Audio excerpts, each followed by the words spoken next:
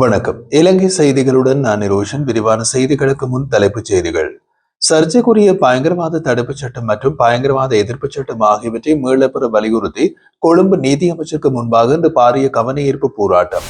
Ditwah புயலால் பாதிக்கப்பட்ட மக்களுக்கு நிவாரண நிதி வழங்கும் நடவடிக்கைகள் குறிப்பிடத்தக்க முன்னேற்றத்தை எட்டியுள்ளதாக பொது நிர்வாக அமைச்சின் செயலாளர் கருத்து.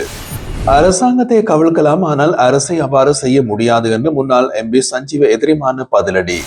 முன்னாள் ஜனாதிபதி ரணில் விக்ரமசிங்க ஆட்சி காலத்தில் முறையற்ற வகையிலே வழங்கப்பட்டு தற்போது அரசால் மீண்டும் கையகப்படுத்தப்பட்டுள்ள 5 ஏக்கர் அரச காணி. தொடர்வது விரிவான செய்திகள். சர்ச்சைக்குரிய பயங்கரவாத தடுப்புச் சட்டம் மற்றும் புதிதாக முன்மொழியப்பட்ட பயங்கரவாத எதிர்ப்பு சட்டம் ஆகியவற்றை உடனடியாக திரும்ப பெற வேண்டும் என்று கோரி கொழும்பு நீதி அமைச்சகத்துக்கு முன்பாக இன்று பாரிய கவனஈர்ப்பு போராட்டம் நடைபெற்றது. சிவில் அமைப்புகள், மத தலைவர்கள், மனித உரிமை செயற்பாட்டாளர்கள் மற்றும் பாதிக்கப்பட்ட குடும்பங்கள் ஒன்றிணைந்து முன்னெடுத்த இந்த போராட்டம் தேசிய மக்கள் சக்தி அரசாங்கத்திற்கு முக்கிய அரசியல் அழுத்தமாக அமைந்தது.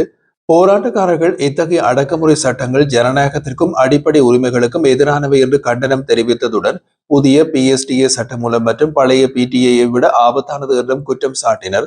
கத்தோலிக்க, பௌத்த உள்ளிட்டவர் சமய தலைவர்கள் ஒன்றிணைந்து பங்கேற்றமை சமூக ஒற்றுமையை வெளிப்படுத்தியதாக குறிப்பிடப்பட்டது. பாதிக்கப்பட்டவர்கள் தங்களது வலிகளையும் கோரிக்கைகளையும் பதாதைகள் மூலம் முன்வைத்தனர்.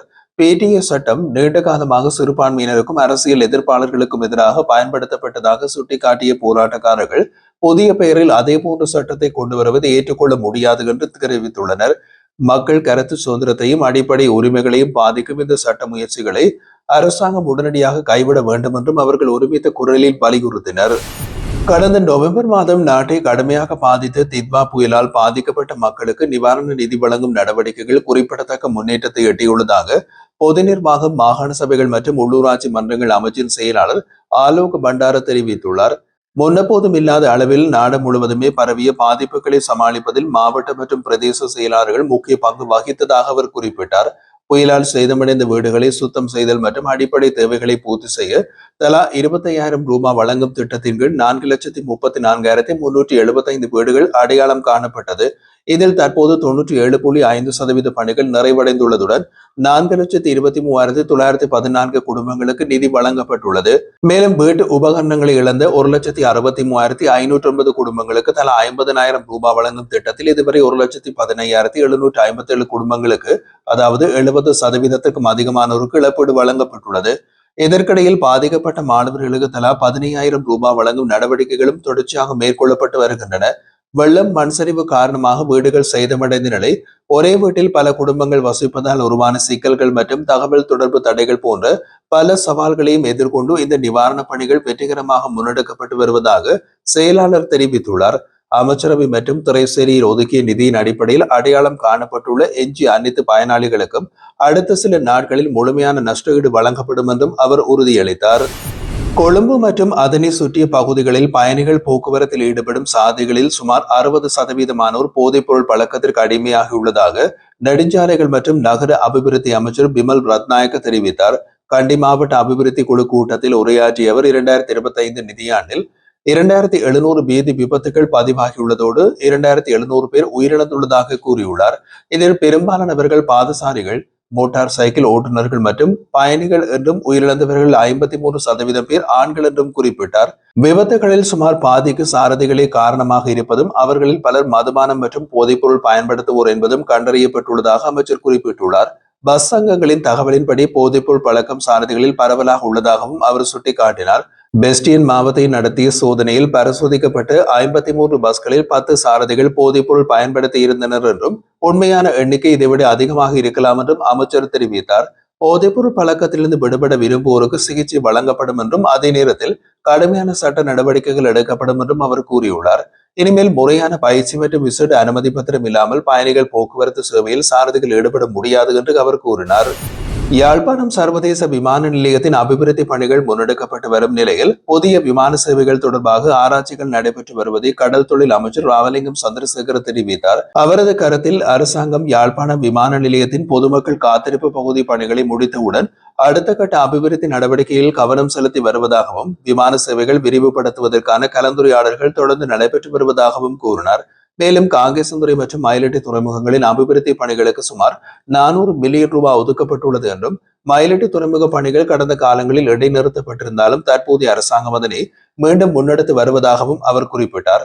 இதனுடன் யாழ்ப்பாணம், கொழும்பு இறங்குதுறை மற்றும் குறிக்கட்டுவான் துறைமுக அபிவிருத்திகள் இந்த ஆண்டின் இறுதிக்குள் முடிக்கப்பட உள்ளதாகவும், இது நாட்டின் பொருளாதார வளர்ச்சிக்கு முக்கிய பங்களிப்பு தரும் என்றும் அவர் தெரிவித்தார். அமைச்சர் மேலும் அரசு மக்களின் அடிப்படை வசதிகளை பூர்த்தி செய்யும் நோக்கிலே செயல்பட்டு வரும் மற்றும் அபிவிருத்தி பணிகளை தொடர்ச்சியாக முன்னெடுத்து வருகிறது என்றும் வலியுறுத்தியுள்ளார். தற்போதைய அரசில் அமைச்சர் லால்காந்த மேற்கொண்டு வரும் நடவடிக்கைகள் பிரித்தானிய ஆட்சி காலத்தில் ஜான் டாய்லி வகித்த சூழ்ச்சியான பங்கை நினைவூட்டுவதாக ஸ்ரீலங்கா பொதுஜன பெரமுனவின் முன்னாள் நாடாளுமன்ற உறுப்பினர் சஞ்சீவ் எதிரிமான விமர்சித்துள்ளார். இன்றைய தினம் வெள்ளிக்கிழமை பத்ரமுல்லையில் நடைபெற்றிருந்த கட்சி தலைமையகத்தில் நடைபெற்ற ஊடகவியலாளர் சந்திப்பில் கருத்து தெரிவித்த அவர், தேசிய மக்கள் சக்தி என்பது ஒரு அரசாங்கமாக மட்டுமே இருப்பதோடு அதுவே முழுமையான அரசு அல்ல என்பதை வலியுறுத்தினார். ஒரு அரசாங்கத்தை தேர்தல் மூலம் தோற்கடிக்கவும் அல்லது கலைக்கவும் முடியும். ஆனால் அரசு என்பது நிலையான அமைப்பாக இருப்பதனால் அதனை தமது கட்டுப்பாட்டுக்குள் கொண்டு வர முயல்வது சர்வாதிகார போக்கின் வெளிப்பாடாகும் என்று குறிப்பிட்டுள்ளார். அமைச்சர் லால்காந்த அண்மையில் கூறிய, நாங்கள் அரசாங்கத்தை கைப்பற்றியுள்ளோம் ஆனால் அரசையினும் கைப்பற்றவில்லை என்ற கூற்று அரசியல் அறிவியலின் அடிப்படையில் ஆபத்தான முன்னுதாரணம் என்று சஞ்சீவ் எதிரிமான எச்சரித்தார். பிரான்ஸ் மன்னன் 14ஆம் லூயி நானே அரசு என்று கூறியது போல் தற்போதைய ஆட்சியாளர்களும் தங்களை அரசாகவே கருதும் மனநிலையோடு செயற்படுகின்றனர் என்று அவர் குற்றம் சாட்டினார். அரசு என்பதன் எஜமானன் மக்களே என்றும் அரசாங்கம் அவர்களின் சேவகனாக இருந்து மக்களின் விருப்பங்களை, கொள்கைகளை மாற்ற வேண்டும் என்பதையும் ஆட்சியாளர்கள் மறந்துவிட்டதாக அவர் சுட்டிக்காட்டியுள்ளார். மேலும் மாற்று கருத்துக்களுக்கு இடமளிக்காத ஒரு சமூகத்தை உருவாக்க அரசாங்கம் முயற்சிப்பதாகவும், தமது அரசியல் நிலைப்பாட்டோடு ஒத்துப்போகாத நிறுவன தலைவர்களை சுயாதீனமாக செயற்பட விடாமல் தடுத்து வருவதாகவும் அவர் தெரிவித்தார். நாட்டில் மின் கட்டணங்கள் வருங்காலத்தில் அதிகரிக்கக்கூடிய அபாயம் உள்ளது என்று பொது பயன்பாடுகள் ஆணைக்குழுவின் முன்னாள் தலைவர் ஜனக ரத்நாயக்க சுட்டிக்காட்டினார். இது தற்போது இறக்குமதி செய்யப்பட்ட நிலக்கரி தரமற்றதாக இருப்பதாலேயே ஏற்பட்ட பிரச்சனையை பொறுத்ததாகும். நிலக்கரியின் தரம் குறைவதால் மின்சார உற்பத்தி திறன் தானாகவே சுமார் 20% வரை குறையும். சாதாரணமாக 10 கிலோகிராம் தரமான நிலக்கரியினால் ஒரு குறிப்பிட்ட அளவு மின்சாரம் உற்பத்தி செய்யப்படுவதாக இருந்தால், தற்போது இறக்குமதி செய்யப்பட்ட நிலக்கரியை பயன்படுத்தினால் அதில் குறைவு ஏற்படும் என்று அவர் குறிப்பிட்டார். இதனால் மின்சார உற்பத்தி நேரடியாக பாதிக்கப்படுவதுடன் நிதி சிக்கல்கள் மற்றும் அதனால் ஏற்படும் இழப்புகள் மக்கள் மீது, குறிப்பாக மின்சார நுகர்வோரின் மேல் முழுமையாக விழும் என்றும் அவர் எச்சரித்துள்ளார். மேலும் ஜனவரி முதல் மார்ச் வரையிலான காலத்திற்கு மின்சார சபை முன்னிலை வைத்து கட்டணங்களை 15 தொடக்கம் 20% வரை உயர்த்த பரிந்துரை செய்துள்ளதாகவும், இதன் மூலம் நிலக்கரி தரமற்றதானால் ஏற்படும் கூடுதல் இழப்புகளை குறைக்க முடியும் என்றும் அவர் தெரிவித்தார். முன்னாள் ஜனாதிபதி ரணில் விக்ரமசிங்க ஆட்சி காலத்தில் முறையற்ற வகையிலே வழங்கப்பட்டு 5 ஏக்கர் அரச காணி தற்போது அரசால் மீண்டும் கைப்பற்றப்பட்டுள்ளது. பெருந்தோட்ட கைத்தொழில் அமைச்சின் கீழ் உள்ள விகாரகல தோட்டத்திற்கு சொந்தமான இந்த நிலம் விடுமுறை விடுதி அமைக்கும் நோக்கிலே அரச வைத்திய அதிகாரிகள் சங்கத்திற்கு குத்தகை அடிப்படையில் ஒப்படைக்கப்பட்டிருந்தது. எனினும் காணி மாற்றம் செய்யும் போது தேவையான சட்ட நடைமுறைகள் பின்பற்றப்படவில்லை என்றும், ஒப்பந்தத்தில் குறிப்பிடப்பட்ட குத்தகை நிபந்தனைகளும் மீறப்பட்டுள்ளது என்றும் கண்டறியப்பட்டதை தொடர்ந்து அதனை மீள பெற்றுக் கொள்ள அமைச்சு நடவடிக்கை எடுத்துள்ளது.